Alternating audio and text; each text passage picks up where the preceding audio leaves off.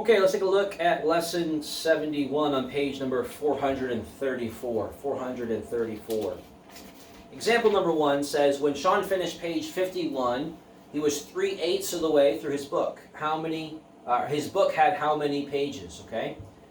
So we always do these problems a little bit different than the book because I know your math teacher for next year, who will be me, and I know who you're going to teach in Algebra 1, it's going to be me in Algebra 2. So I'm going to start building a little bit of a foundation for the more math you're going to be using. I want you to draw out the diagrams. We're going to use a little bit of minor algebra to solve the problem, okay? So when Sean finished page 51, he was 3/8 of the way through his book, okay? So we're going to use some ratios. He was 3/8 of the way through his book. Now he finished reading page 51. So 3/8 equals his finished pages over the total pages, okay? Now, is 51 the total pages? No. 51 represents the 3, okay? So instead of the F, we're going to write 51. And they're asking for his book had how many pages? His book had how many pages? Two ways to solve this. First is algebraically, and then we'll try to use our noggins and see if we can figure out a simpler way even after that, okay? So I'm going to cross multiply. 3 times t is 3t. 8 times 51. 8 times 51. 8 times 1 is 8. 8 times 5 is 40. Okay, so 8 times 51 is 400. Whoa, 408. So I have 3t equals 408. 3t means 3 what t? 3 times t. So in algebra, in order to get rid of the 3, because the goal is to get the unknown or the variable by itself, I have to get rid of this 3. 3t means 3 times t. I have to do the opposite. Opposite of multiplication is division. So I divide both sides by 3. Mathematically, 3 over 3 turns to 1 over 1, which doesn't change the value of t. Just so you know, that's why it goes away. So now I have a division problem, because every fraction is really a division problem. I have 408 divided by 3. Okay? 3 goes into 4 one time. 3 goes into 10 3 times. And then 3 goes into 18 6 times. Okay? So I find out that my total pages was 136. 136. A couple different ways to solve this also. If he read 51 pages and that was 3/8 of the way, if I take 51 divided by 3, now we already have our answer, class. I'm just showing you different ways to solve it. 3 goes into 5 one time with 2 left over. 3, 17. So I know of this group of 8, 1, 2, 3, 4, 5, 6, 7, 8. Each of these represents a 17. Okay? And if there's 8 of them, 8 times 17 is 56, carry the 5. 8 times 1 is 8 plus 5 is 13. Look, I got 136 again. It's a little bit more brain work, so I'm trying to keep you close to a formula you can use. Another way you could solve it is by looking at this relationship I just wrote on the board. 3 times what equals 51? 3 times what equals 51? And we're going to find out it's going to be 17. So therefore 8 times 17 will be my total. If it was ever smaller, 1 over 2 equals 2 over x. If something like this looked like it, 1 times 2 is 2, therefore 2 times 2 is 4. I could solve the answer like that. But let's stick with the first plan. There's a couple different ways. Those ways may click with different people. So I just wanted to show you those things. Let's take a look at example number 2. It's a little trickier.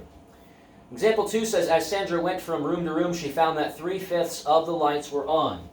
So 3/5 of the lights were on. So let's put O over total. On over the total number of lights. Remember, 3/5, there weren't 5 lights. It's just a ratio representing how many lights were on. Okay? 2/5 of the lights, example number 2, she found that 3/5 of the lights were on, and that 30 lights were, let's make this on over the total. 2/5, I keep messing up. She found that 3/5 of the lights were on, and that 30 lights were what? Off. Okay? So 30 lights were off. Now, 30 were off. So I could say 3/5 equals how many lights were on over the total, but I also know the flip fraction. What am I missing? 5/3, what fraction am I missing? Well, I'm missing 2/5, right? Because I would want to say 3/5 were on, therefore 2/5 were off. So I know that 2/5 equals 30 over the total, because 2/5 equals how many were off over the total. Okay? If I know actually numerically, this is my ratio side, remember? Ratio, and this is my numeric side. This is the actual number. Actual. Okay? The ratio is 2/5. 30 of them are on over the total. And then I just cross multiply, solve, and I'll know my answer. And make sure you know what they're asking. They're asking for how many lights were on. Okay? So we're going to find the total, okay? And then plug it back into our other formula. So I've got 2t, remember cross multiplication, 2 times t, 5 times 30 is 150. 2t means 2 times t. I'm going to divide both sides by 2. Okay, t equals, that's 7, 14, carry the 1, 10, that's 5. Okay, so the total is 75. So let's go back to our original problem. Now that's not the answer, because they're not asking for, example number 2, how many lights were there. They're asking how many lights were on. It's a tricky problem. First, I got to figure out the ratio that they didn't give me, because they were being jerks. And then I need to figure out what that is. And when I figure out what that ratio is, I find the real total. When I find the real total, that's not what they're asking for. They want to know the very first bit of information they only give me partial of. So like I said, they're really working you pretty hard here, okay? So I have 3/5 were on over the total. I now know the total was 75. Okay, I don't know how many are on, but the good news is that's what I'm solving for. Cross multiply. 5, we'll make this x, okay? 5x equals 3 times 75, which is 15, 21, 22.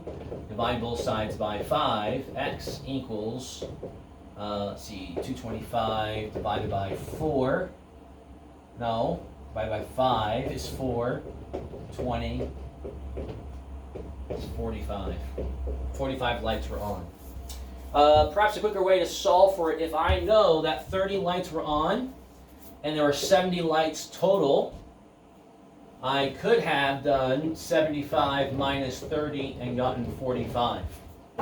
You're getting in math problems now that have different solutions, different ways to find the solution. There's one right answer, but there's different ways to tackle it. And so I'll try to do one set primarily, but then branch off a little bit and have you see which one works best for you that clicks, because I've learned as a teacher through the years that different people have different solutions make more sense to them, okay? So let's go ahead and try practice A while I drink some coffee. You can pause the video or watch me drink coffee if you're a weirdo. Okay? All right, do practice A, pause the video, solve it, and then let's get going.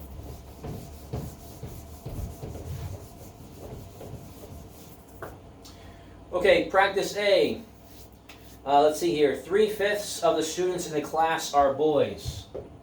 3/5 of the students in the class were boys over the total. That also tells me that 2/5 of the class were girls over the total.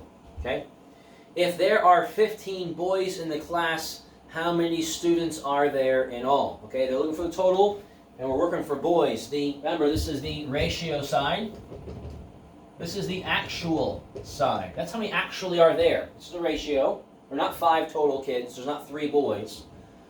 Those are the ratio side. The actual side is what we're figuring out. And we find out that there are 15 boys in the class.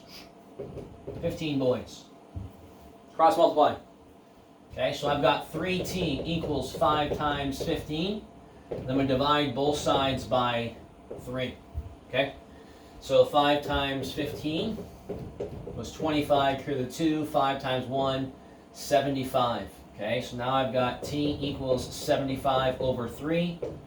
3 is on the outside. Remember, your denominator goes on the inside or the outside of your division problem. Always the outside. 3 on the outside, 75.00 is on the inside. 3 goes into 7 2 times. That's 6. Drop down to 5. 3 goes into 15. 5 times. So the total number is 25. Remember the shortcut I was telling you earlier? 3 times what is 15? Well, 5. So therefore 5 times what is my total? 25. Lots of different ways to solve the problem, but I figure the ratio is one of the easiest ways. Okay? You should do BC on your own, and if you have problems with those, you know my number. Okay? So that's lesson number 71, and we'll move on to the next lesson.